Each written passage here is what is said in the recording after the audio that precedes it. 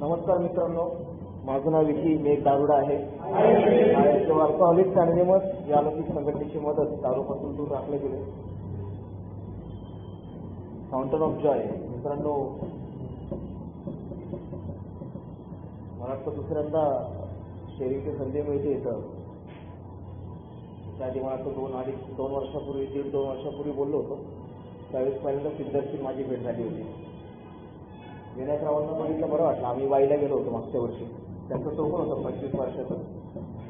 छोटीशी ट्रिप काढली होती, 17 सीटर बस घेऊन गेलो होतो आम्ही. आणि पहिल्यांदा भेटलो होतो मी त्यांना फोन येते. बरंच काय ऐकलं होतं त्यांच्याबद्दल. आज आपल्याला हयात असलेले नसलेले बऱ्याच बांधवांची चर्चा होत असते मागं. विशेष चांगल्या बांधवांची पण चर्चा होते. आणि समजून घ्या, काहीतरी उद्योग केलेले वगैरे, ज्याला आपण गॉसिपिंग म्हणतो. मित्रांनो, आजचा विषय दिलाय संपूर्ण स्वीकार. मुळात मित्रांनो, हा जो स्वीकार हा जो भाग आहे, मी साधारण 6-7 वर्षापूर्वी शेअरिंग ऐकलं होतं. दादरचे जुने सभासद आहेत, त्यांनी त्यांच्या शेअरिंगमध्ये वाक्य वापरलं होतं.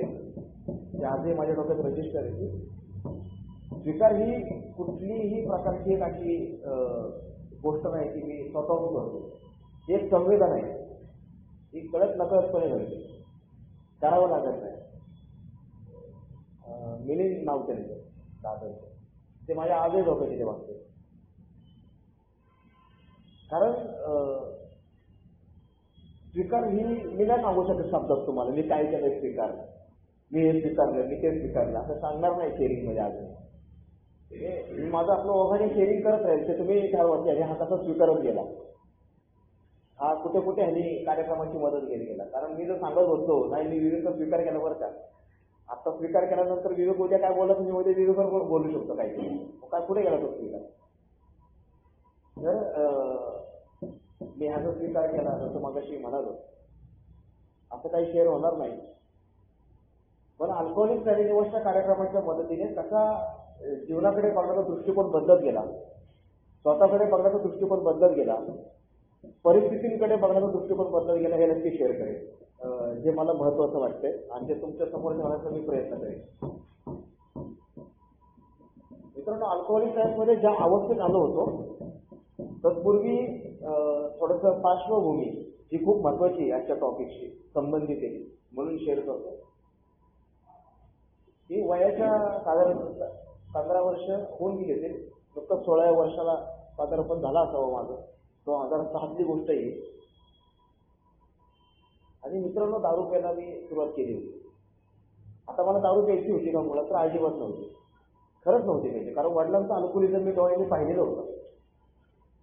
दारुड्याच्या कुटुंबाची वाताहत काय होते हे सगळं मी डोळ्याने पाहत होतो. आणि आजही दुपारी तो विषय निघाला. आजही कधी कधी खंत वाटते त्या गोष्टीची की अरे किती मागे आपण. की बालेवाडीची 4 गुंठे जागा विकली दारू मिळेल, औंधमध्ये 1 गुंठा जागा विकली, गावाचे कितीतरी एकर जागा विकल्या, हे सगळं डोळ्याने बघत होतो. रिकव्हरीवाले घरी यायचे, टीव्ही उचलून घेऊन जायचे, धमकी द्यायचे, हे सगळं बघत होतो. आणि दारूबद्दल एक तिरस्कार होता मनामध्ये. आणि ही दारू ही भंगार गोष्ट आहे हे शब्द वापरायचे. पण जसं मी आयुष्यामध्ये प्रगती करत गेलो, त्याला मी नक्की सांगेन की मी जिंकून दाखविलं हे जे वाक्य नाही मित्रांनो आपल्या साहित्यामधलं, कुठेतरी ती भावना होती. आणि जिंकत चालले, आता सुटलो असेल. आता मला माझा हात कोणीच नाही पकडू शकत. कारण चित्रकलेत पुढं, फुटबॉल टीममध्ये पुढं, शाळेत पुढं, समाजात पुढं, विठ्ठल रुक्मिणी मंदिरात पुढं, कुटुंबात अभ्यासात पुढं, सगळेच पुढं, सगळीकडे पुढं. माझा हा शब्दच आवडायचा ना मला. सतत टॉप आणि विनर, टॉप आणि विनर हे शब्द आवडायचे मला. माझ्या डोक्यात ते फिट होते. मला हार हा शब्द मला पटतच नव्हता. मला राग यायचा खूप. मी फुटबॉलची मॅच जर कधी हरलो असं राग यायचं नाही ना, कुणाला काही करू नका. स्वतःला तर मी ब्लेम करायचो, पण मी दुसऱ्यांना नाही करायचो बरं का, तुझ्यामुळे मॅच हरले. अशी ईर्ष्या असायची निर्माण व्हायची, मी जिंकण्यासाठी धडपडायचो. मला त्या पराभवाचा स्वीकार कधी करता नाही आलेला, कारण मला हार मान्य नव्हती. त्यामुळे मी जिंकत होतो आणि दारूचं एक आकर्षण होतं की बघू पिऊन बघूयात काय होतं, म्हणून मी दारू प्यायला सुरुवात केली. आणि मला आठवत आहे की 2006 14 ऑगस्ट कॉर्पोरेशन मंगला थिएटरच्या वरचा ब्रिज मित्रांसोबत ते थम्सअप मध्ये टाकलेली ती बिअराची टेस्ट करेंगे क्या होता है देखिए, 2 गोट घ्यायला काय. मित्रांनो, तिथून सुरू झालेला प्रवास आयुष्याचा, एका बाजूला वडिलांचा अल्कोहोलिझम पाहतोय, एका बाजूला कुटुंबातली वाताहत पाहतोय. भाऊ काही वर्षांनी घर सोडून वेगळा राहायला गेला, घरी लग्न केलं. बहिणीचं माझ्या सोबतच लग्न झालं. मी तिथं व्यवस्थित राहू शकतो शुद्धीत असल्यामुळे. आणि हे जीवन चालू असताना मला आठवते चांगलं की जसं जसं माझ्या आयुष्यातून जे मला हवं होतं, मला माझी महत्वाकांक्षा होती की मी मिलिटरीत जाणार, चांगला स्पोर्ट्समन होतो, तब्येत चांगली होती. मला माहीत आहे ते फिजिकली बसतो असतो का नाही वगैरे, हाईट वगैरे मला काही सांगता येणार नाही आता, पण मला वाटत होतं मी करू शकतो. आय कॅन डू इट, हे मला डोक्यातच होतं. I can manage, I can do it, I know everything, हे 3 वाक्यात फिक्स होते. मला सगळं कळतं, मला सगळं माहिती आहे, मी सगळं करू शकतो. अशी कुठलीच गोष्ट नाही ह्या जगामध्ये की त्याचा प्रश्नाचं उत्तर माझ्याकडे नाही. इतका धमिट होता मला वयाच्या 17व्या वर्षी. विचार करा, शक्यच नाहीये, मला जमणार नाही, हे शक्यच नाही. इतका ओव्हर कॉन्फिडन्स आणि तो इगो इतका ठासून भरलेला. आणि हे आयुष्य चालत असताना मित्रांनो, पहिल्यांदा आयुष्यात कुठल्या तरी मुलीवरती प्रेम केलं आणि ती नाही म्हटली, आणि तो पहिला पराभवाचा धक्का मला बसला माझ्या आयुष्यात. पहिला की मला कोणीतरी नाही म्हटलं, मला कोणीतरी इग्नोर केलं, आणि ते पचवणं अवघड गेलं, मला खूप अवघड गेलं. मग आता ते स्वीकारता नाही आलं माझं मला. ते तिचं चॉईस होता, तिचं लाईफ होतं, त्यांनी तिचा डिसिजन्स होता. प्रत्येकाचं आपले आपले जग असतं नाही का, प्रत्येक इथं उपस्थित असलेल्या प्रत्येक बांधवाचं. बाहेर जगात जेवढे लोक फिरतात ना, प्रत्येकाचं आपलं एक जग आणि विश्व आहे. माझं पण एक छोटंसं विश्व आहे. माझ्या संपर्कात असलेले लोक, एएनसी मेंबर, समाज, माझे मित्र, बरेच, एवढं माझं छोटंसं एक जग आहे. आणि माझा चॉईस आहे मला काय करायचं. मला फाउंटन ऑफ जॉयची मीटिंग करायची तर मला आज पुढे बाहेर जायचं, मी ठरवू शकतो. तसं तिच्याकडे चॉईस होता, मला हो म्हणायचं का नाही, ते मला स्वीकारता येत नव्हतं. तिथे आहे ना, ही कशी काय नाही, तिला दाखवत होता, तिला दाखवू शकत नव्हतं. म्हणजे मित्रांनो, दारू पीत राहिलो. दारू पीत पीत आयुष्य माझं अधोगतीला सुरू झालं. मी तो प्रसंग फेस करू शकलो नाही. 11वीत माझा पाण्याचा ऍक्सिडेंट झाला. 11वीचं फायनल एक्झाम मी मेडिकल सर्टिफिकेट वरती पास झालो. मी 12वीला गेलो. 12वीची पूर्ण परीक्षा, मी बोर्डाची परीक्षा कॉपी करून पास झालो.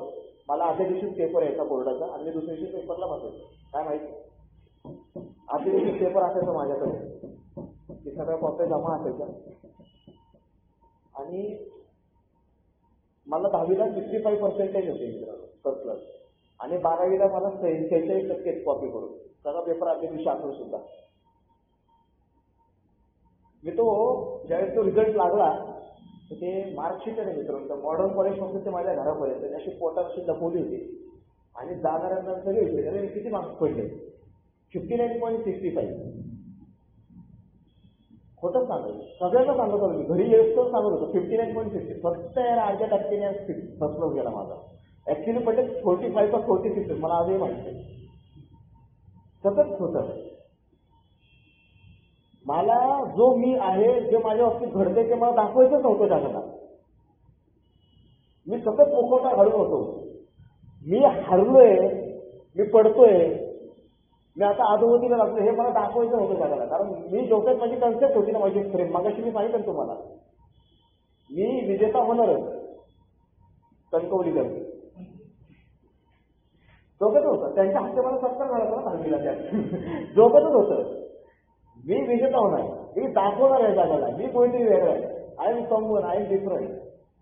आणि त्यात जे अधोगती होत होती माझ्या आयुष्यात, ती मला स्वीकारता येत नव्हती, आणि मी ती दाखवू शकत नव्हतो लोकांना.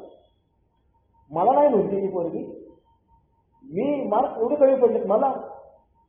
आणि ज्यावेळेस मित्रांनो, तिथं माझ्यासारखा दारुडा किंवा एक सुज्ञ माणूस, आता त्यांनी खूप छान शब्द वापरला, सुज्ञ माणूस. सुज्ञपणा आलाय. तर सुज्ञ माणूस अशा वेळेस ज्यावेळेस बॉटमला असतो त्यावेळेस तो अप होतो मित्रांनो, वरती जातो, तो पुन्हा पॉझिटिव्ह होतो. पण माझ्यासारखा मध्येती, मी माझं व्यक्तिमत्व सांगतो माझं काय, मी सेल्फ स्थितीत गेलो, त्याला मै देशाला प्यार का मार. माझ्याच बाबतीत का असं घडलं आणि निगेटिव्ह थिंकिंगमध्ये पोहोचलो आणि अजून डिप्रेशनमध्ये गेलो. पुढची जवळजवळ 8 वर्ष लागली त्या डिप्रेशनमधून बाहेर पडायला मला. 8 वर्ष. ए मध्ये आल्यानंतर सुद्धा मी जवळजवळ 3.5 वर्ष डिप्रेशनचा केसमध्ये होतो. मी सायकेट्रिस्टची ट्रीटमेंट नाही घेतली ए मध्ये होऊन सुद्धा. मला बरेच जण म्हणायचे, नाही तर ओळखतो गुरुजींना आपले नंदकुमार, बऱ्याच जणांशी बोलायचं, बऱ्याच जुन्या सभासदांशी. पण सुदैव आहे की त्यांनी मला थांबवलं, नको घेऊ म्हणजे तुला एकदा तरी ऍडिक्शन लागलं त्याचं, तर तुला त्रास होऊ शकतो त्या गोळ्यांचा. आणि त्यांनी माझं व्यक्तिमत्व जवळून ओळखलं होते काय केसेही. तुम्ही या लोकांच्या बांधवांच्या शेअरिंग मधून मी डिप्रेशन मधून बाहेर पडले बरं का. इतकं माझं सायकिक डिप्रेशन होतं की कसं हॉस्पिटलच्या डेड हाऊसला बॉड्या बघायला जायचो आणि त्या बॉड्यांशी बोलायचो, इतका डिप्रेशन मध्ये गेलो होतो. मला माझ्या आजूबाजूला घडलेल्या घटना स्वीकारताच येत नव्हतं, मला मान्यच होत नव्हतं. मला असं कसं होऊ शकतं माझ्या बाबतीत, मी कोण आहे माहिती काय ना, माझी किंमत काय आहे. एक इमेज, एक फ्रेम माझ्या तयार केली होती. विकी म्हणजे कोण हा असा. आता फ्रेमला कोणी धक्का पोचवला की त्याची वाट, कुणी पण राहू द्या, मग कुणी पण राहू दे, रक्तातला असो, बाहेरचा असो, कमाईचा, कोणी राहू दे. तर माझ्या फ्रेमला जो धोका पोचवेल आणि धक्का लागेल त्याला आपण इन्स्टिंक्ट म्हणतो. त्या निसर्ग प्रवृत्ती, नैसर्गिक प्रवृत्ती आहे, त्याची एक फ्रेम तयार केली होती. भरपूर पाहिजे, पैसा भरपूर, सेक्स भरपूर, जेवण भरपूर, सगळं भरपूर, वरबडायचं. प्रतिष्ठाचं त्याला लिमिटच नाही. ते लिमिटलेस गोष्ट आहे ती माझ्यासाठी प्रतिष्ठा म्हणजे. प्रत्येकाने माझं नाव घेतलं पाहिजे मला, प्रत्येकाने. म्हणजे एक टाइम ऐका आहे का, म्हणजे आता बघा मित्रांनो, मला मिलिटरीत जायचं होतं. नंतर त्या तळजाई टेकडीवरती मी असं उभा असायचो, ते दारूच्याची पार्टी चालू असायची. त्यानंतर तळजाई टेकडीवरून बऱ्याचदा पुणे शहर दिसतं आपलं, जो कोणी फिरला तर त्याला माहित असतं. त्या तळजाई टेकडीच्या आपल्या कचड्यावर असा पाय ठेवून असा उभा असायचा आणि असा बघत असायचं नाही का, एकदम एकटंच बघायचं सगळीकडं, प्रत्येक कामाकोपऱ्यात. ते मित्र म्हणे त्यांना असं ना बघता यायला आणि अशा तिकडे पुन्हा पुण्याचे मी राज करून खिशात 100 रुपये गोळा करून दारू प्यायला बसते बरं खाली काय टेकडीवर. आणि एक दिन पुन्हा ते मी राज करून द्या, भ्रामक कल्पना. मला जिथं यश नाही मिळालं नाही मित्रांनो चांगल्या मार्गात, तर मी वाईट मार्ग निवडले. आता इथं करून दाखवणार मी काय.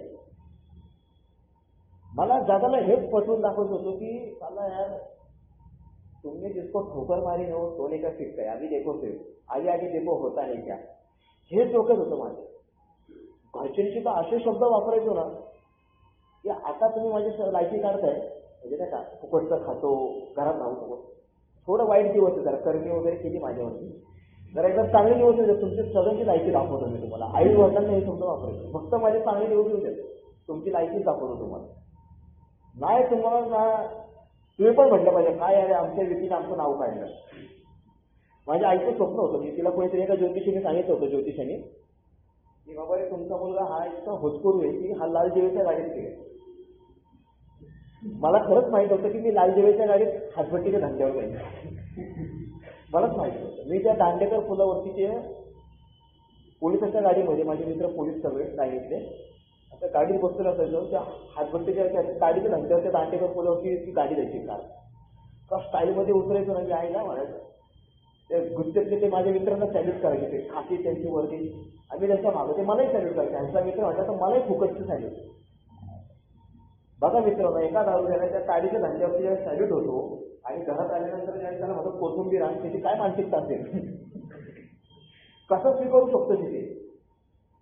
माझी इज्जत किती बाहेर आहे. त्याला तो बारमध्ये गेला क्लॉथ चेंज करून तो मॅनेजर पासून सगळे टेबल कसे असतात त्या मयूर बार कशा चेंज झाले, बालगंधर होता मयूर बार होता आधी, चेंज झालं नाव. घरचे मला डायरेक्ट म्हणतात की ज्याला तांब्या भरून घे पाण्याचा, लायकी का म्हणायचं तुमची, वय वर्ष 18 वर्ष माझं. इतका घमेंट होता ना तो 18-19 वर्ष, काय कसला माल होता काय माहित नाही का मला आजही माहित नाही. 1 रुपये कमवायची अक्कल नाही, काय नाही, सगळं मोठेपणा. इतका मोठेपणा जगलेला विकी आणि ज्या वेळेस त्याच्यावरती एक अशीच स्टेज आली ए मध्ये येण्यापूर्वी की त्या आमच्या साखर संकुलच्या चौकामध्ये मी चौकात सकाळी 6 वाजता बॉडी स्प्रे मारलेला असायचा, आंघोळ काहीच नाही. आणि 2006 सालची जर्सी बरं का फुटबॉलची माझ्या 2012ला 11-12ला आणि माझ्या अंगावरती 6 महिने 30 ती ब्ल्यू कलरची शॉर्ट मॉडर्न कॉलेजचा सिम्बॉल खाली फुटबॉल माझा 13 नंबर लकी नंबर आणि ती घातलेली ती विनेकची जर्सी आणि मी असं चौकात उभा असायचो आणि तो मित्र यायचा माझा टीओवर आणि अशी 10 रुपयाची नोट काढायचा हे घे 2 रुपयाची बिडी यायचा तुला मला 2 स्पेशल असतो ही वेळ आली. मित्रांनो त्याचं आयुष्य जे आहे कुठून आले बघा ते ग्राफ कसा खाली खाली खाली उतरत आला तो स्वीकारता येत नव्हता मला. आणि मग माझ्या मनात आत्महत्येचे विचार सुरू झाले. डिप्रेशन ना निगेटिव्ह थिंकिंग सगळं. मित्रांनो ती मुलगी नाही म्हटली म्हणून मी माझा चेहरा आरशामध्ये 9-9.5 महिने बघितला नव्हता. माझ्या चेहऱ्याचा मला स्वतःचा दिसण्याचा म्हणजे माझ्या स्वतःवरती इतका तिरस्कार होता. किती भांगार आहे त्यार तो असला भांगार दिसतो की मला पुरीने इग्नोर करावं तुला ते जे असले आता काय म्हणजे तुझी लायकी काय म्हणजे नाही का तिची लायकी नाही काढली मी माझीच लायकी काढली. कसला भंगार येतो कसं दिसतोय बघ तू तिथं गोरा मोठा आहे कसला काळा आता तरी थोडासा जरा ओझाळले मध्ये येऊन आता असा डेंजर दिसतो विकास भाऊ वगैरे हे जे नवीन आहेत ना नवीन ज्यांना माहिती असेल की नवीन असताना कसा दिसतो अशी चिपचिपीत काही केसं केलं का केलबिल लावलेली पाणी ते बाहेर जे अशा फोल्ड केलेल्या असं जशा आहेत तशी बंद उभी असायची माझी मिटिंगला असताना. आणि आता काळवंडलेला कारण मल्टी ॲडिक्ट होतो मी जवळजवळ 8 प्रकारच्या नशा करायचो. खच्ची झालेलो हँगर सारखा असा शर्ट दिसायचा माझा अशी अवस्था त्यातही मी छाती काढून चालायचो बघा. म्हणजे इतकं डिप्रेशन मध्ये गेलेला व्यक्ती त्याला जगायची इच्छा नाहीये आत्महत्येचे विचार करतो. एका बाजूला फुलशी भावना काय घडत जातं आयुष्यात मित्रांनो दारुडेच्या आयुष्यामध्ये तो सांगण्याचा प्रयत्न करतोय तुमच्या समोर ठेवायचा प्रयत्न करतोय. माझ्या जिंदगीत मी कधीच कोणाचा मार नव्हता खाल्ला बरं का म्हणजे आई आणि वडील सोडले जातात शिक्षक संस्कारासाठी करतात. पण पहिल्यांदा जसा मी मार्ग निवडला चुकीचा त्याला आपण 2 नंबरचे धंदे म्हणतो गुन्हेगारी क्षेत्र म्हणतो आणि त्या मार्गाकडे जसं जसं वळत गेलो मी भरपूर नाव मिळायला लागलं भरपूर पैसा मिळायला लागला भरपूर ख्याती व्हायला लागली मित्रांमध्ये त्या क्षेत्रात. दुपारीच सांगत होतो मित्रांना वाडरवाडीत कुठं असायचो पोलीस इकडून यायचे आम्ही ह्या गल्लीतून निघायचो कपड्याला काहीतरी शॉट लावलेला असायचा इथं काहीतरी शॉट केलेला असायचा सगळे किती सांगत होतो आज दुपारचीच गोष्ट. आणि बायको अशी शांत बघत होती कारण सोबतच लग्न झाले आणि कोणी हा तोच आहे ना तो काय बोलतोय 1.5 तास माझी कॅसेट चालू होती. मित्रांनो माझ्या जीवनात मी कधी मार खाल्ला नाही मी स्वतःच मारत राहिलो लोकांना. मी पोलिसांपासून सगळ्यांना मारलो मला मोठी चुकल्याला सांगायचा देवाची कृपा एकही केस नाही झाली नाही तर फाटली असती माझी नाही माझ्या घरच्यांची. जवळजवळ 7-8 केसेस मधून वाचलो सुदैवाने. खूप मोठमोठ्या केसेस झाल्या असत्या दुकानांना मारहाण करण्यापासून पोलिसांना मारहाण करण्यापासून ते जे उद्योग बाकीचे फायरिंग बिरिंग हे ते करतो सगळ्यातून वाचलो देवाची कृपा एकही केस नाही झाली. आणि ह्या सगळ्या प्रसंगातून जात असताना पहिल्यांदा त्या घोरपडी गावात रात्री 8च्या दिवशी मी रात्री 8 वाजता हडपसरमध्ये प्यायला बसलो आणि रात्रभर दारू पीत होतो आणि सकाळी 8:30-9 वाजता त्या घोरपडी गावात त्या हातभट्टीच्या धंद्याच्या बाहेर त्या फिलिप्स स्टार का काहीतरी घेतात त्याच्या आतमध्ये मला ज्याने मला याचा मेसेज दिला तो आणि मी आम्ही दोघं पीत होतो याचा काही संबंध नाही.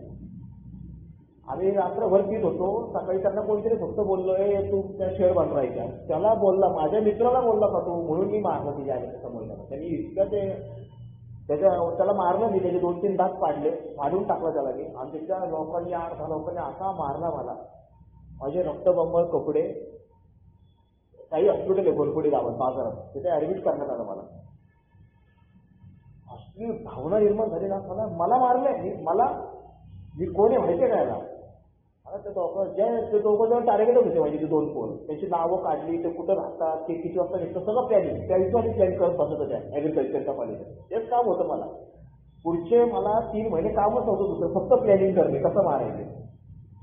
मित्रांनो मला मारलंय तुझं युग आहे ना मित्रांनो, तो मला शांत बसू देत नव्हता. आणि ज्यावेळेस मला कळलं की मी आता काहीच करू शकत नाही, आता मी हरले, त्यावेळेस आत्महत्येचे विचार परत सुरू झाले. तोपर्यंत प्रियसी सोडून गेलेली होती परत माझी, जी मला हो म्हणली होती. नंतर दुसरी शोधली गेली, ती पहिली गेली, मग दुसरी, नंतर नोकरीवरून हकलून घेण्यात आला मला. आणि अशा प्रसंगातून जात असताना एका बाजूला दारूचं तुफान, एका बाजूला हे सगळे प्रसंग माझ्या आयुष्यात घडतायत. दारू एका बाजूला मारती, एका बाजूला या घटना मला शेपट्यात मित्रांनो चारी मिनिटात चीज झालो होतो. आणि 2 ऑक्टोबर 2012ला मी पहिल्यांदा निर्णय घेतला की दारू आता माझ्या आयुष्याची वाट लावायला लागली, आता मला दारू सोडलीच पाहिजे, असं माझा डोक्यात विचार आला. आणि तो निर्णय घेतला दारू सोडायची. बरं मित्रांनो, ए मजानंतर मला कळलं दारू सोडणं हा माझा प्रॉब्लेम नाही, सुटलेली दारू थांबून राहणं, तिथे परत न जाणं हा माझा प्रॉब्लेम. माझं लक्ष नेमका ते जातं, पियायला थांबायचं मी, परत चालू व्हायची. आणि हा प्रसंग ए मध्ये येण्यापूर्वी मला माहीत नव्हता ह्याला काय म्हणतात, स्लिप म्हणतात, रिलॅप्स म्हणतात, ऑब्सेशन म्हणतात, ह्याची काही माझा संबंध नव्हता. आणि तो 2 ऑक्टोबर 2012ला घेतलेला निर्णय 1 महिना 2 महिने टिकला. आणि 2 महिने 3 दिवसानंतर 5 डिसेंबर 2012ला माझ्या हातात पुन्हा दारूचा लागला. मला विचार, तू परत दारू पिला, तुला दारूने तिथं आयुष्य संपवायचं 1 जानेवारी 2013, तू कसं काय पिला? मी दिवस मोजायचो, 1-1 दिवस कमी करायचो माझ्या आयुष्यात. आत्महत्येचे विचार पूर्ण फिट झालेले होते. मला माहित नाही, आता मी खरंच सांगू शकत नाही खरंच मेलो असतो का नाही किंवा आत्महत्या केली असती का नाही, पण विचार 100% चालू होते आणि ते खूप प्रबळ होते. मित्रांनो, दारूच्या फटक्याने माझ्यासारखा दारुडा हे मध्ये रेटत आणला जातो, ते दारूचे फटके मला बसत होते, ते समजत नव्हते. पण कुठेतरी एक जाणीव झाली की मला दारूमुळे हे सगळं होते, दारू सोडली पाहिजे आपण. आणि त्यावेळेस मी पुन्हा केलो तो जुना मित्र भेटल्यानंतर.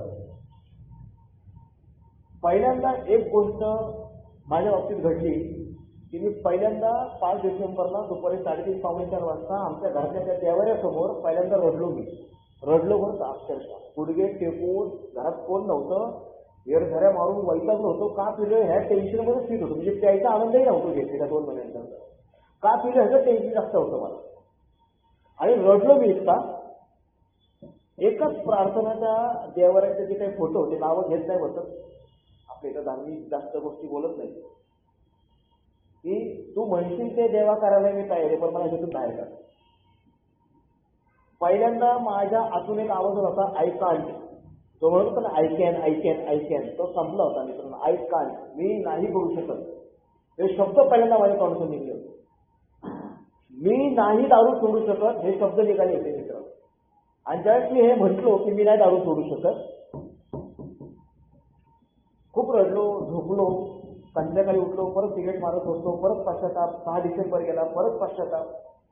का दारू पिलो, का दारू पितोय, का दारू प्यावी लागते आपल्याला, नाही दारू सोडायची आपल्याला.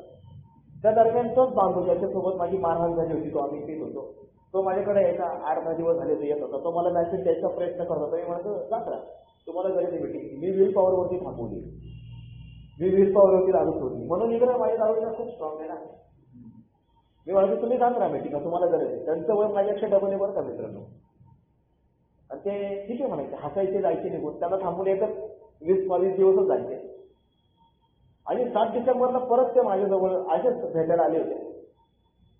आणि मला म्हटले काय कसायच वगैरे विचारलं. आणि 5:45ची वेळ होती, 6:30ला भेटलो होतो आम्ही. आणि 15 मिनिटातच निघाले ते. अहो म्हटलं थांबा की आत्ता कुठं आले, थांबा आपण नेहमी गप्पा मारतो तासभर. नाही म्हणे आमची एक मिटिंग आहे, तुला नाही का बोलत होती ती अल्कोहोलिक शाळेची मग तिकडे.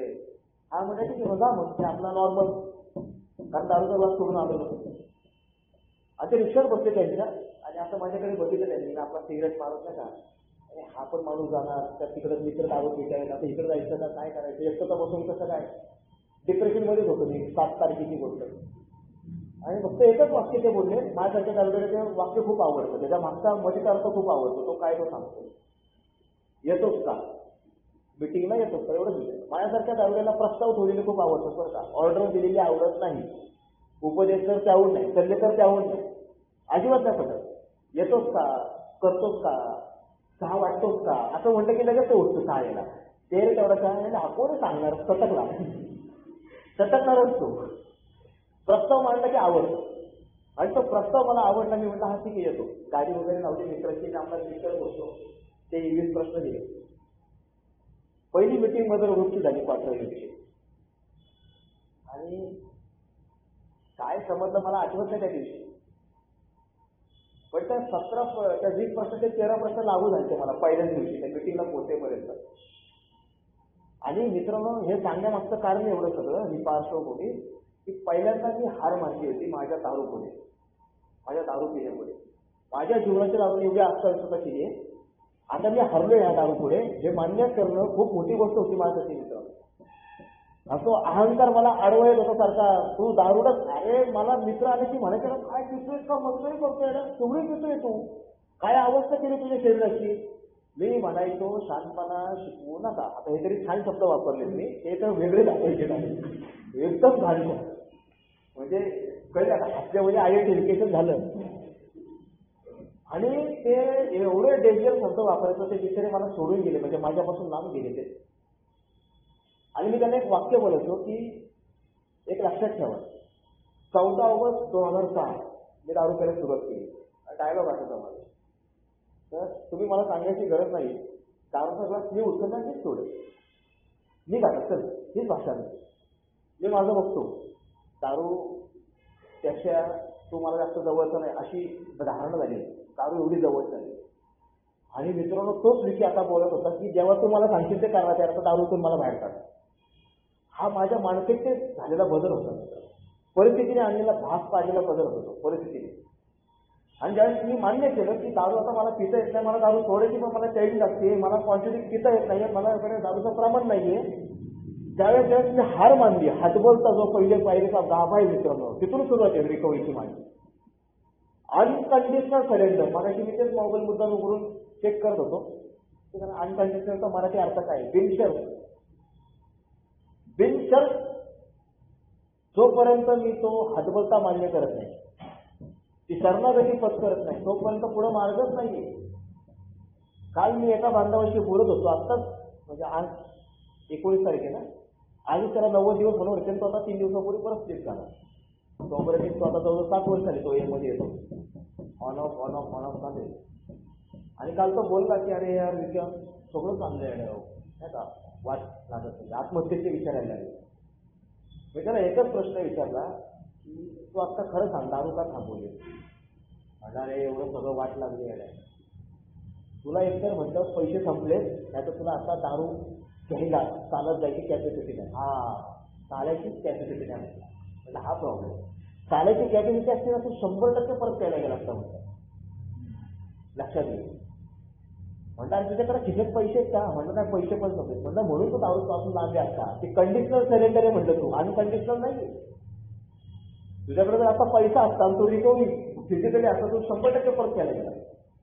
आणि आत्महत्येचे विचार वगैरे काय किरकोळ गोष्ट आहे म्हणलं, ते नको सांगू. मी 8 वर्ष भोगलेत म्हणलं ते विचार, मला माहिती ते काय. म्हणलं आता सगळं आयुष्य तू निसटून चाललंय ना, म्हणून तुला आता ते आत्महत्येचे विचार आहेत.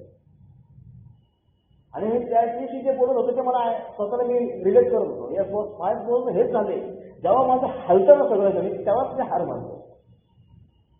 म्हणून मित्रांनो, अल्कोहोलिक त्यांनी मग सांगते की पहिली एकमेव अशी पाहिजे की जी आम्हाला संपूर्णपणे म्हणजे 100% घेता येईल, बिनशर्तपणे घेता येईल. बाकीच्या पायऱ्या मित्रांनो 19-20 करतच पुढे जायचं आपल्याला रोज. कारण पहिली पायरी अशी आहे माझ्या जीवनामध्ये की तिला जर का मला मी दारुडा आहे अगोदर स्वीकारच झाला मला, तुम्ही सुधारणा काय करणार?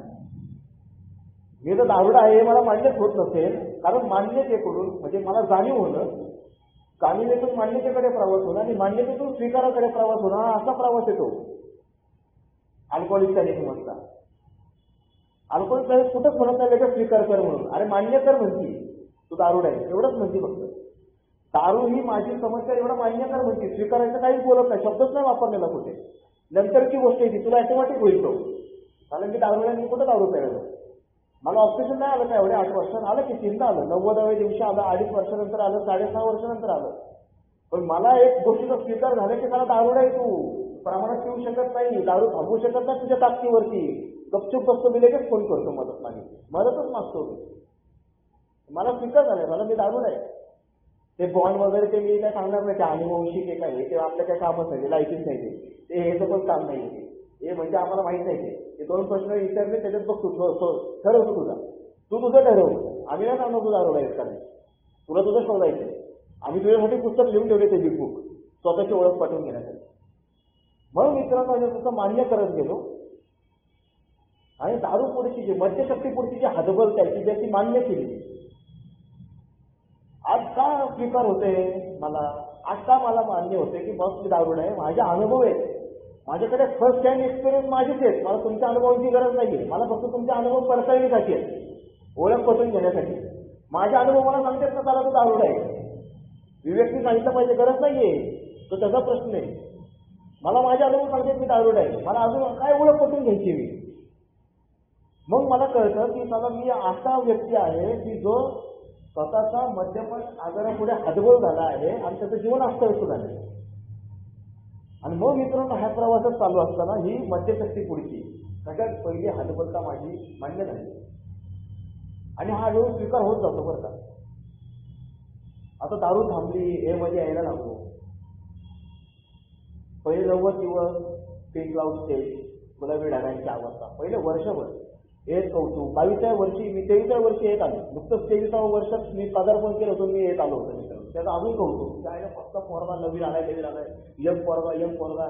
तर आपले हे सगळे ओल्ड टायमर म्हणजे आयला आमची फार सगळी गेल्यानंतर आलो आधी तू बसला यायला नशीबवाने, तुझ्या देवाची लय कृपा. मला अजून भारी, मी देवाची कृपाच नाही, मी असंच व्हायचं काय, मी असंच व्हायचो. मी त्यांच्यासमोर असं दाखवायचो, पण घरी जाताना असं असतो बसमध्ये मी काय यायला माहिती बरं नर्सिंगची लायची मध्ये ए मध्ये मला यार काय व्हायची म्हणजे काय करतं ते माहिती नाही का मित्रांनो. ए मध्ये आल्यानंतर 14 महिने जॉब नव्हता, परत तीच भानगड. चष्मा मला लागला होता, माझ्याकडे चष्मा घ्यायला सुद्धा पैसे नव्हते, माझ्याकडे कपडे घ्यायला पैसे नव्हते. ए मध्ये आल्यानंतर मला चांगलं आठवतं, माझ्याकडे फक्त 2 शर्ट आणि 1 पॅन्ट उरलेली होती. ए मध्ये ज्या दिवशी मी मिटिंग केल्या त्यावेळेस एका बांधवाने त्याच्याकडे 2-3 शर्ट मला दिले, एका माझ्या वेगवेगळ्या मित्राने त्याच्याकडे 2-3 शर्ट दिले. ते घालून मी मिटिंग करायचं, कपडेच नव्हते घालायला. ते इंटरव्ह्यूला जायचं असेल ना, मला कुठं तर मित्रांनो म्हणतो चांगला ड्रेस असेल तर ते पण का मला आठवतं की इथं एसबी रोडला एक आधार कार्ड त्यावेळेस नवीन सुरू झालं, 2012च्या वर्षी गोष्ट आहे, नवीनच चालतं जरा स्पीड वाढला होता आधार कार्ड काढायचे. तिथं पोरं पाहिजे होती त्यांना. तर मित्राचा एका घेतला तो स्काय ब्लू कलरचा शर्ट, व्हाईट कॉलर आणि त्याची ती ब्लॅक जीन्स फॉर्मल ते घालून गेलो. ते मी इथे इंटरव्ह्यूला आलेलं आहे त्याच्या मला आठवतं. पैसेच नसायचे कोण देणार, ते रेझोमला पण असे द्यायचे ना, 10 रुपये द्यायचे बरोबर झाले. हे 10 रुपये आणि हे वरचे 5 रुपये. 10 रुपयाचं एक रेझूम काढायचं ना, हे 5 द्या. परत ना आले नाही वर्षभर ते पैसे आम्हाला. तू पैसे मागतो तू कुठं काढतो काय खर्च व्हायचंच नाही. मित्रांनो ही अवस्था होती. खूप अवघड गेलं मित्रांनो हे स्वीकारलं. कारण मी ज्यावेळेस आपल्या बांधवांपाशी स्वतःचं बघायचो, मामोरी पूर घातलाय गाव, माझा स्टँडर्ड फाटलेला, भारी शेवटे ह्याचे गॉगल रेवन, असं रेवन विचार किती नाही घेतलं रे, 4.5 नाव 100चा गॉगल घ्यायची लायची वेळेला फाटली. परिस्थितीचा स्वीकार न होणे मित्रांनो, जमतच नव्हतं. खूप डिप्रेशन म्हणून म्हणलं की तुम्हाला मी हे म्हणजे याच्या आधी डिप्रेशनमध्ये होतो. सोबरायटी मी करत होतो, 3.5-4 वर्ष डिप्रेशनमध्ये गेले. सोपं नाही मित्रांनो सोबरायटी, त्या खेळमधून जाणं आणि सोबर जगलं हेच नाही मोठी गोष्ट आहे माझ्यासाठी. आता मी विकतच होती माझी, म्हणून ते स्वीकारताच येत नव्हतं. माझ्या परिस्थितीचा मला आहे त्याचा स्वीकारच होत नव्हता की माझी काय अवस्था केली मी हे त्यावेळेस बघत होतो आणि कम्पेअर करायला होतो. मी तर अनुभवांची पडताळणी करत होतो कुठली दारूच्या ऑफिसची, पण बाकीच्या ऑफिस तुलना करत होतो. मला कसली जीन्स आहे, कसला शर्ट घालून आल्या लहान मेंबर, भारी भारी मेंबर मागायचो ना सगळं जेंटलमन वाटायचे का दारू होते तिच्या मी वाटायचो मला तर आपली खाती. त्या मदर ग्रुपमध्ये गेल्यानंतर तो अजूनच वेगळं वाटायचं, काय व्हायचं काय नाही. म्हणजे तो वेगळं असं कम्पेअर करायचो, गिल्टी असं कोपऱ्यात बसायचो, ते स्वेटरला भूक पडलेलं इथं आता बसायचं. त्याच्या तिच्याला दाखवू आहे सुद्धा कुठत नाही काही चांगले माझे कपडे घ्यायचे मी असंच काय कपडे नाही, दाढी वाटली, दाढी करायला पैसे नाही. आजारी पडलो तर मित्रांनो घरचे पैसे सुद्धा द्यायचे नाही आजारी पडल्यानंतर. आपल्या बांधवांनी मला त्या चिल्ला डॉक्टर आहे बघ प्रायव्हेटचा, चिल्ला डॉक्टर ज्यांना तुम्हाला माहीत असेल, त्या डॉक्टरकडे घेऊन जायचे आणि ते ट्रीटमेंट द्यायचे मला, पैसे ट्रीटमेंट गोळ्या वगैरे घेऊन. मला अशी गिल्ट यायची त्यांना काय घेणे त्याने माझ्या गोळ्याच्या औषध द्यायचे.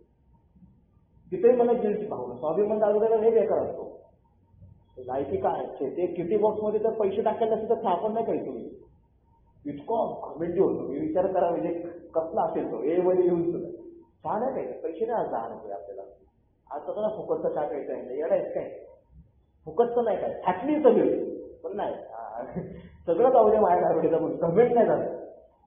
मित्रांनो, हे आयुष्य जगत होतो, परिस्थिती बघत होतो, मित्रांना कम्पेअर करायला लागलो. माझ्या शाळेतल्या सगळे कॅलिफोर्निया बाहेर कुठं कुठं कुठेतरी स्टेट झालेले, कोणी कोविडमध्ये हॉटेल मॅनेजमेंट करते, कोणी इंजिनियर झाले, आणि ते स्टेटस बघायचं त्यांचे तिच्या आयला फेसबुकला. मोबाईल नव्हताच माझ्याकडे, साधा सेकंड हँड बहिणींनी वापरलेला मोबाईल मला वापरायला मिळता. कसं साध्या मोबाईलमध्ये ती बॉयची गेम नसते, ठीक आहे, ती नोकियाच्या ते गेम खेळत बसत आपले. मोबाईलच नव्हता, अँड्रॉइड वगैरे काही माहितीच नाही मला. 2015 मध्ये अँड्रॉइड मोबाईल आला माझ्याकडे, ए मध्ये आल्यानंतर जमायचं सगळंच कम्पेरिझन.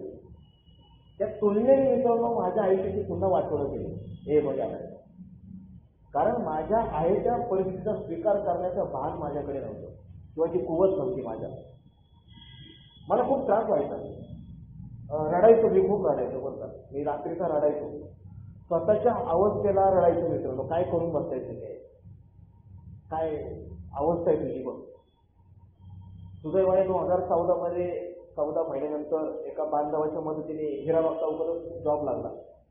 4.5 का 5 रुपये पेमेंट होता. भारी वाटायचं तुझ्या 4.5-5 हजार नाही का, 4.5-5 हजार पेमेंट होता आणि महिन्याला खर्च 2,500 होता माझा एकट्याचा सिगरेटचं. ते पैसे आले की सुरू होतं ना सगळं पैसे आले की टाकायचं, हा माझा प्रॉब्लेम.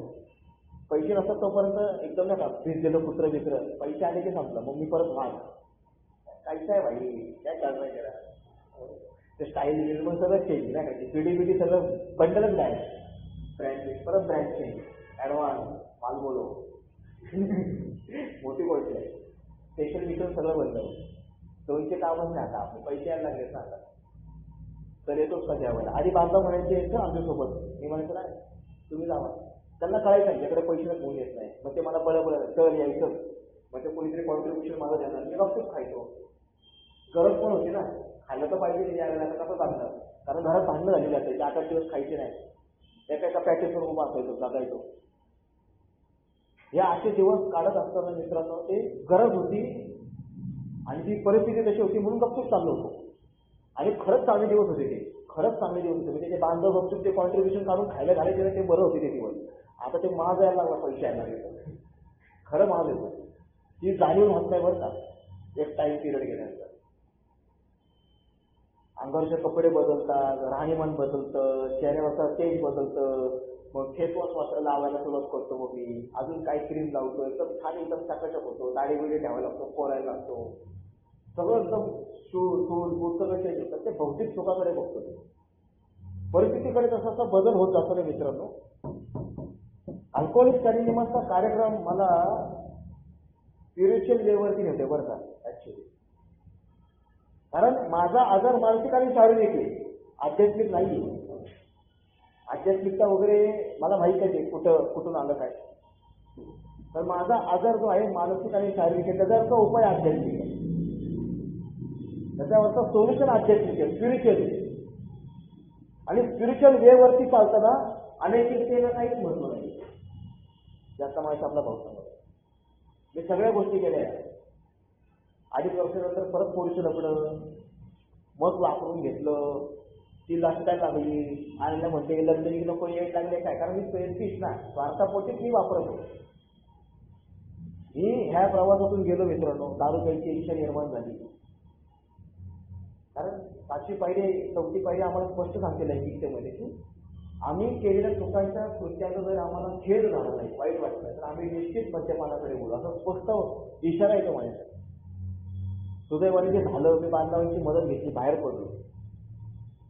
मित्रांनो, हे सांगत असताना आई मिस्त्री लावायची, वडिलांचं अल्कोहोलिझम म्हणण्यापेक्षा मी नाही ठरवू शकत दारू टेस्ट करायला, मला माझा अधिकार नाही की अल्कोहोलिक टेस्ट म्हणण्याचा, पण त्याचा दारू पिण्याचा त्रास. अहो याला मीटिंग मध्ये कसले भारी लोक सोबत येत राहा आणि तुम्हाला याला काय होतंय असे डायलॉग टाकायचो ना मी, चलाच तुम्ही मिटिंगला.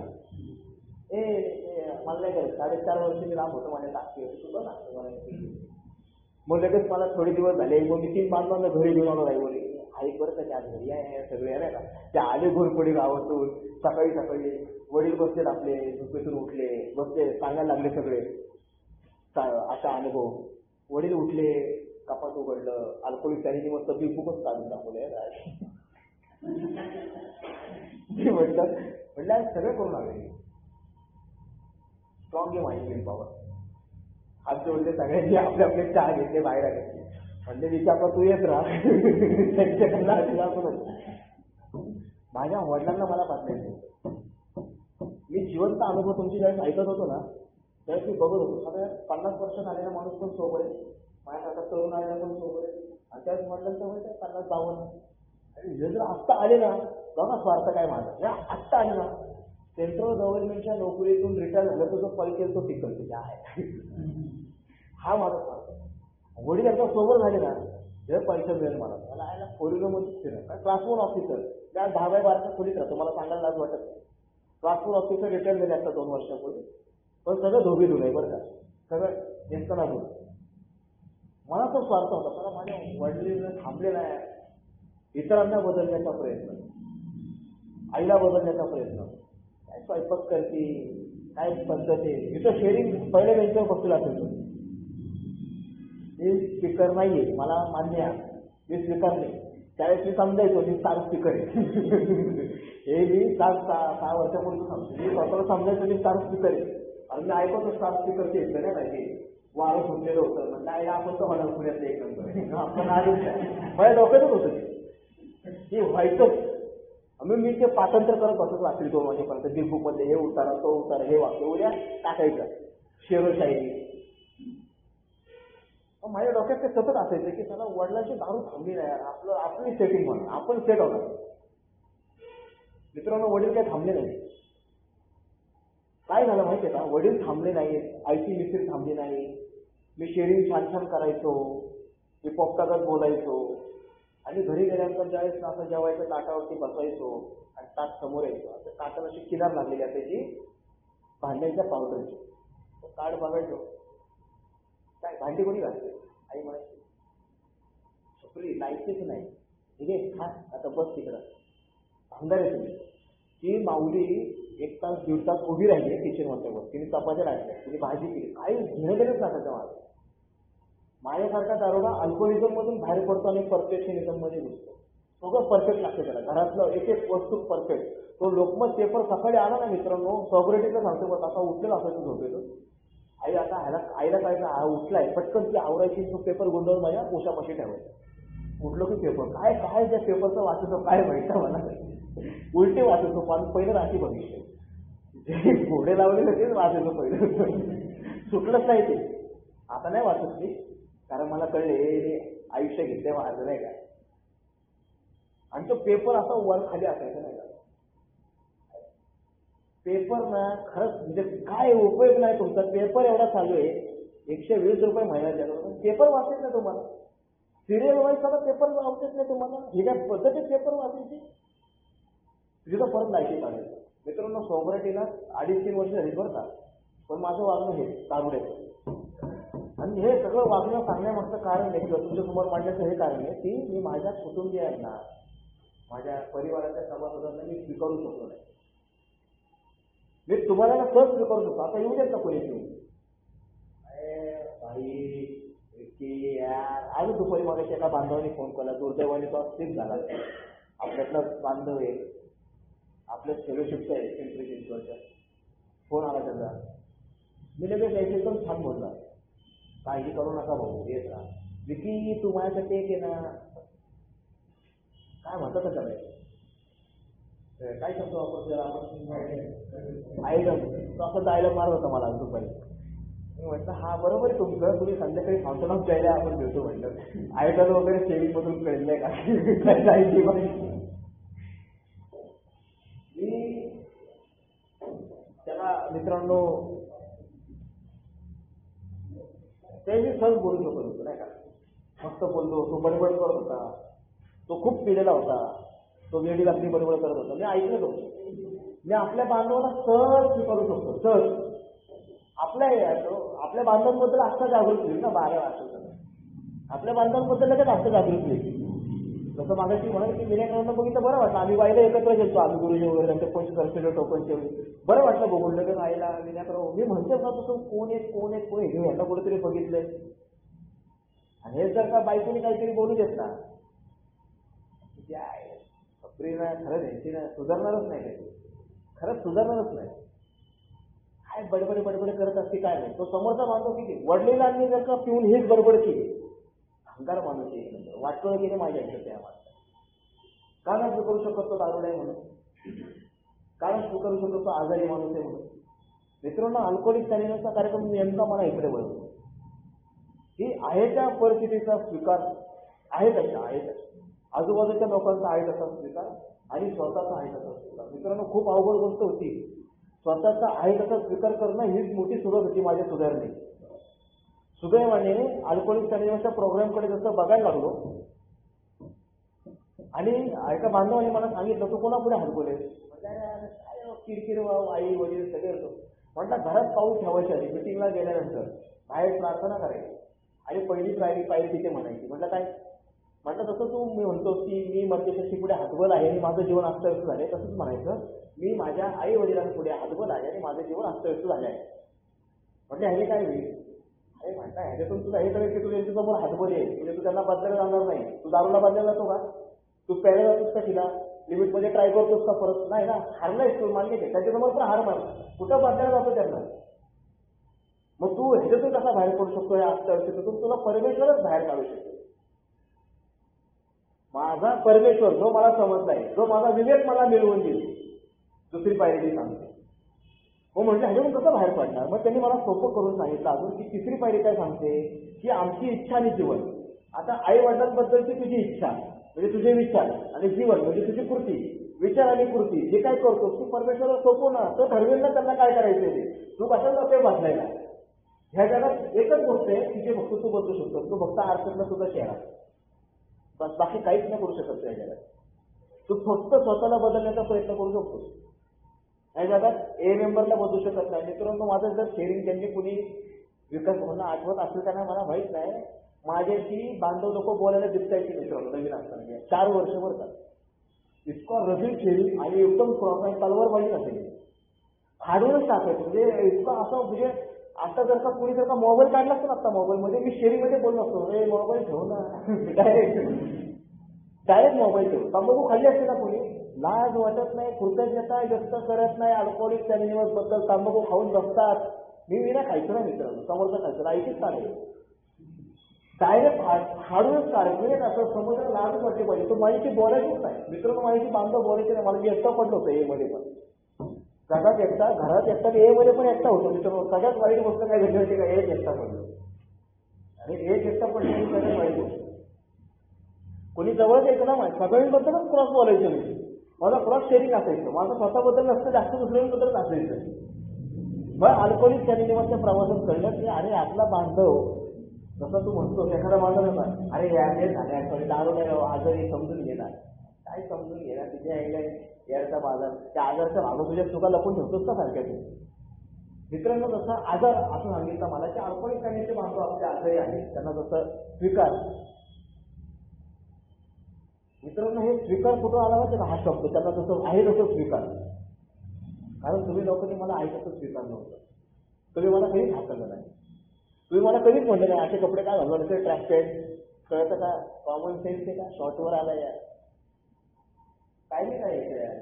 8 वाजता कोणी मिटिंग नाही येतं का या असं बसत नाही पायावर पाय टाकून की काय तंबाखू खायची जागा आहे. कधीच कोणी बोललो नाही, कधीच नाही कोणी बोललो. मी असे बांधव बघितले की जो येतोय दारू पिऊन आणि धुमाकूळ घालतोय मिटिंगमध्ये त्यालाही शांत करतायत बांधव, ऍक्सेप्ट करतायत. नुसतं मान्य नाही केलं त्याला, स्वीकारलं त्याला. अरे हे बाबा जायचं बाहेर मरशील तू बस आमच्या. मग मला काय जमत बाहेरच्या लोकांना आहे तो स्वीकारायचा प्रश्न. मग आता मला विचारला, मी स्वतःला एक प्रश्न विचारला एकदा एक रात्र अशी आठवती मला की विकी जर तुला आहे तसा ह्या बांधवांनी आहे त्या कंडिशनमध्ये आहे तसा स्वीकार होतो तुला का स्वीकारते दुसऱ्याला.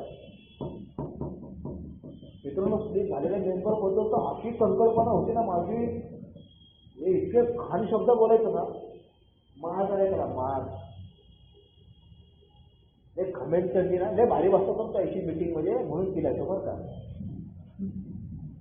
सॉबरेटीचा मान होता मला माझ्यात, मी सोबर आहे, मी मिटिंग करते बरं का, मी मिटिंग कंडक्ट करते, मी प्रियांबर वाचतो, मला प्रॉब्लेम कळला, मी आता 12 पायऱ्या सांगतो सोबत मी I self my sponsor ism, मीच माझा मार्गदर्शक झालो.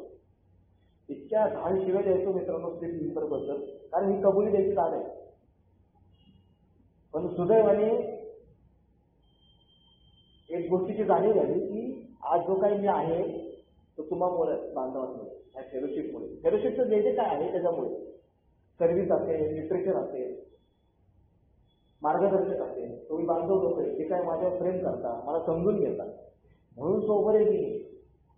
माझी लायकी आहे का जे मी माझ्यासाठी करू शकत नाही तर परमेश्वर माझ्यासाठी करतो अल्कोहोलिक अनोनिमसच्या माध्यमातून, हे मला कळलं. परमेश्वर येतो ते 4 व्यक्तींमध्ये. माझी वेळ किती आहे ना, आहेत ना, 2 मिनिटं घेतो. मित्रांनो विषय न संपणार आहे, पण जाणवतं मित्रांनो की मला जसं तुम्ही स्वीकारलं तसं मला लोकांना स्वीकारता आलं पाहिजे. आणि मग पुढे जाऊन कळलं अल्कोहोलिक अनोनिमसचा कार्यक्रम मी एक मत नक्की मांडेल, पटणार नाही किंवा पटेल मला माहित नाही, पण खरा स्वीकार मित्रांनो अल्कोहोलिक अनोनिमसमध्ये आल्यानंतर लगेच होत नाही. स्टेप वर्क केल्यानंतर 6व्या 7व्या पहिल्यानंतर मग व्हायला सुरुवात होते. हे माझं मत आहे. प्रयत्न करून बघा, ज्यांनी स्टेप वर्क नसतील केले त्यांनी प्रयत्न करून बघा, त्यांनी पुढे या.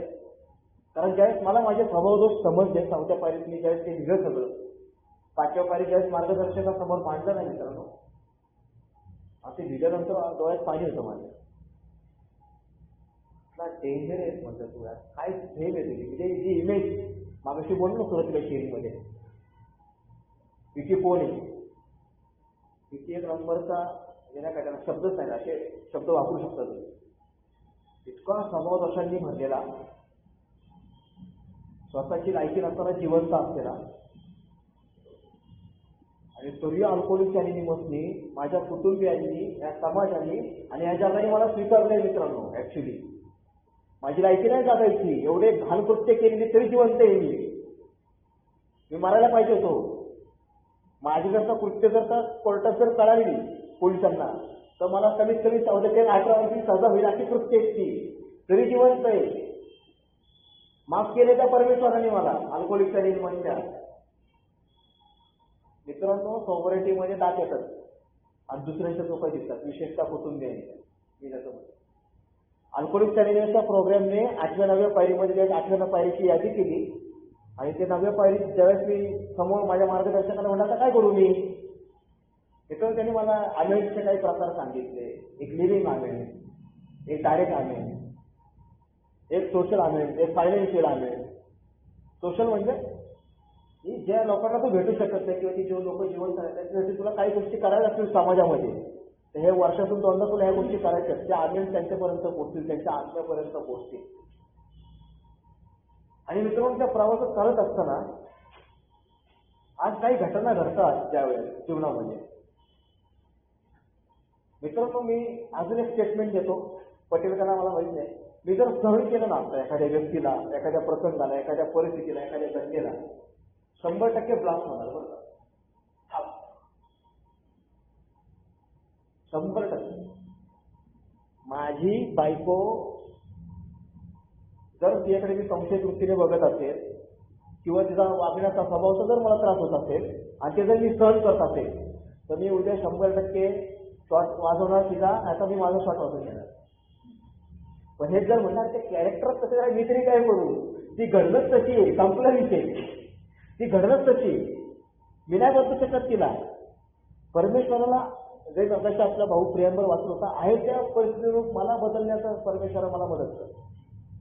मी प्रयत्न करीन, आहे त्या परिस्थितीरूप मी बदलणार आहे, तिला नाही बदलणार, मी घटना नाही बदलणार, मी परिस्थिती नाही बदलणार, मी ए मेंबरला नाही बदलणार. आणि हे जसं करायला लागलो ना मित्रांनो, मी स्वातंत्र्याकडे माझी वाटचाल सुरू व्हायला लागली. मला बर्डनच नाही राहिलं ना, आपल्या भाषेत नाही का घालू दिलं तिकडे, मला काय करायचं यार, तो उशिरा येऊ, आता तरी तंबाखू खाऊ, आता तरी इथं सिगरेट मारू, वर्गात हे झालं ए मेंबर, कुटुंबामध्ये माझे वडील पिऊ, आईने मित्र, मी का बदलून त्रास करून घेऊ माझ्या डोक्याला, मी का त्रास करून घेऊ यार, मला प्रश्न होता का लोक चुकते तर मी त्रास करून घेतो, लोकांना फडायचं मी स्वतःला मारून घेते. मित्रांनो खूप अवघड जातं बरं का, आजही अवघड जातं, पण नक्की सांगेल अवघड आहे पण अशक्य नाही, अशक्य काही नाही आहे जगात. आणि अल्कोहोलिक जाण्याचा प्रॉब्लेम अजून सोपं करतो. परमेश्वराशी संबंध जेवढे जवळीक माझी वाढत गेली, संबंध सुधारत गेले किंवा अजून वाढतंय, खूप लांबचा पल्ला असं लांब दिसतो परमेश्वर अजूनही मला. कसं जर जवळ जातोय तो दीपक स्तंभाप्रमाणे त्याला शोधायचा प्रयत्न करतो ना, अजून नवीन नवीन उलगडा होतोय तो. आणि मग कळतं की अरे का शिवाय देतोय, का ओरडतोय, का हात उचलावा असं वाटतंय, येणं सोडून का परिस्थिती बदलण्याचा प्रयत्न करतो. अशीच आहे. ऍसिस्टेट चालली माझी, 1 रुपया येते मित्रांनो मला, अशी परिस्थिती माझी, मला 1 रुपया येतो आणि 2 रुपये खर्च हटली माझी आर्थिकदृष्ट्या, कौटुंबिकदृष्ट्या आता सुद्धा सुरू झाली. आणि असं वाईट कॉल नाही का काहीतरी, एका व्यसनापासून 4 तारखेपासून लांब असतात असं ते, त्यात नेमकं ते पाकिट सापडलं, नेमकं ते जायला ते काल माझ्या जुन्या बँकेत चौथ्या पाहिजे वेळा म्हणते काही ऍसिस्टन्स असते मित्रांनो माझ्या करायची. पण परमेश्वरावरची श्रद्धा डळमळीत नाही होते, तो आहे. ज्या परमेश्वराने त्या दारूच्या त्या 8 प्रकारच्या नशेच्या नरक यातून बाहेर काढले, तो परमेश्वर मला ह्यातून नाही बाहेर काढणार का, नक्की काढेल, मार्ग दाखवेल. श्रद्धा डळमळीत झाली की संपतो. कारण श्रद्धा आणि स्वीकार यांच्यामध्ये 100% मध्यस्थी याचं सामर्थ्य आहे, असं बिल्डअप सांगतात मला. मी एकदा स्वीकारला ना, बस मी अल्कोहोलिक हो, आणि अल्कोहोलच्या व्यसनावरती एकदा श्रद्धा ठेवली की मग हे माझं आयुष्य वाचवत आहे, माझं आयुष्य सोपं गेलं ना. 8 वर्ष आले बोनस काय जगतंय मित्रांनो, 8 वर्ष, आणि हे आयुष्य जगत असताना खरंच सोपं जातंय. मग मला माहित नाही मी किती न्याय देऊ शकतो या विषयाला, काय केला, स्वीकार किती केला, पण हे आयुष्य जगताना मित्रांनो कळतं की मला स्वीकार करावा लागला, सहन करून नाही समजा. माझा इथं जो काय आहे मी आजचा जो मध्यमुक्ततेचा पिरियड आहे मित्रांनो, मी जर कार्यक्रमावर नाही राहिलो तर उद्या परत न्यूकमर होऊ शकतो बरं का. ह्याची जाणीव पण न्यूकमर मला करून देतो. मी ओल्ड टायमर नाहीये, मी होणारही नाही. मला न्यूकमर एका विद्यार्थ्यासारखं वर्गात बसायचंय. मला खूप कळायला लागले, एक वलय विलय आले नाही का, चक्र वगैरे हातात आता घेऊन फिरते, तसं काय होणार नाही. एक विद्यार्थी तसे शिशु वर्गात बसलो मित्रांनो, तर अजून शिकायला मिळेल, अजून शिकायला मिळेल. मला बोर्डची संधी दिली, फाउंटन ऑफ जॉय. थँक्यू.